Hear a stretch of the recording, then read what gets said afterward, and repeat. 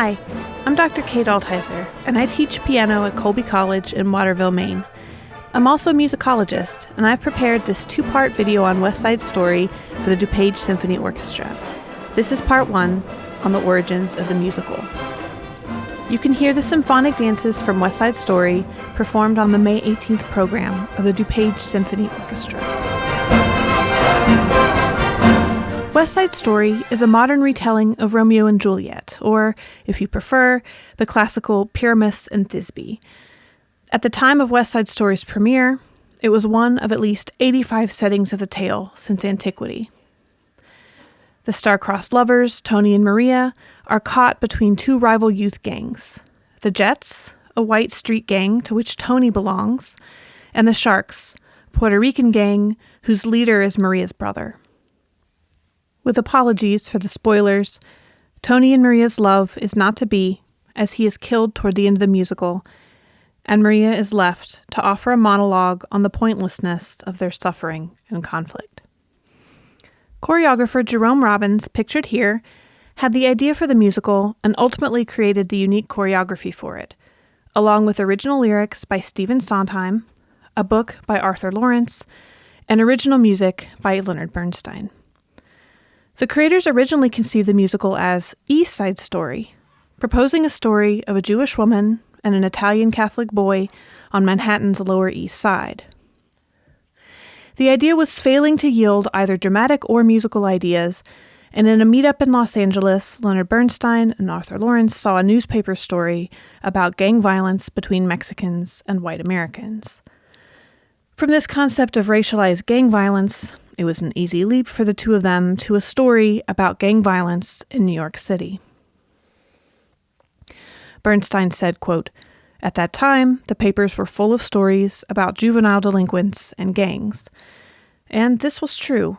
In the 1950s, sociologists discussed, and the United States media ran, many stories about so-called juvenile delinquency, concerns about male youths and organized violence.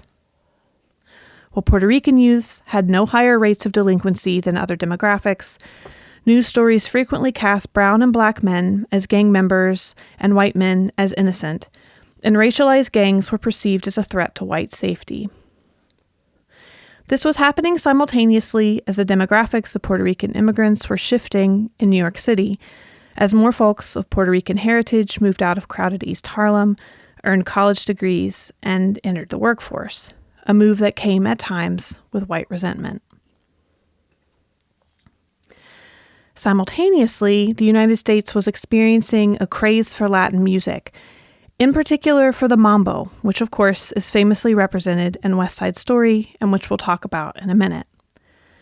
Jelly Roll Morton, a New Orleans jazz and ragtime pianist in the early 20th century, was likely the first to adopt what he called the, quote, Latin tinge in his music, which he felt fundamental to early jazz. The tinge entered the mainstream in the 1920s with the tango craze, and in the 1930s jazz scene with the rumba. Eventually, the fusion of big band instrumentation with Cuban percussion and musical structures came to be known as Afro-Cuban jazz, popularized by, among others, Dizzy Gillespie in 1947, though he called it cubop.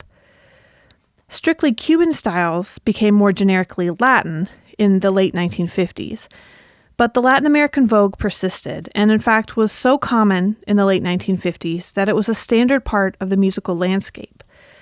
Bernstein, who loved jazz, would have been well aware of this, and I do think we hear this in mambo in particular. After the shift from a Jewish Catholic Romeo and Juliet to a white Puerto Rican tale, the creators got fired up, and Leonard Bernstein wrote in his diary, "Suddenly it all springs to life. I hear rhythms and pulses, and most of all, I can sort of feel the form." He suspended work on Candide, which had not been going well, and began working on West Side Story in earnest. Casting was a grueling process that lasted 12 months, with some performers auditioning 12 times. The show creators decided to emphasize dancers who could be taught to sing, rather than the other way around. This image of Bernstein's notes from one day of casting show some of the difficulties in decision-making. His notes beside Carol Lawrence, who did end up playing Maria, say, quote, "Lovely performer. Not quite Maria." West Side Story premiered on August 19th, 1957, in a pre-Broadway show in Washington, D.C., and enjoyed 732 performances on Broadway before closing in 1959. The 1961 film won 10 Oscars, including Best Picture, and its soundtrack set new records. Be sure to check out my second video on West Side Story, where I'll go through some of the key musical features of the symphonic dances. And don't miss the DuPage Symphony Orchestra's performance of the dances on their May 18th concert.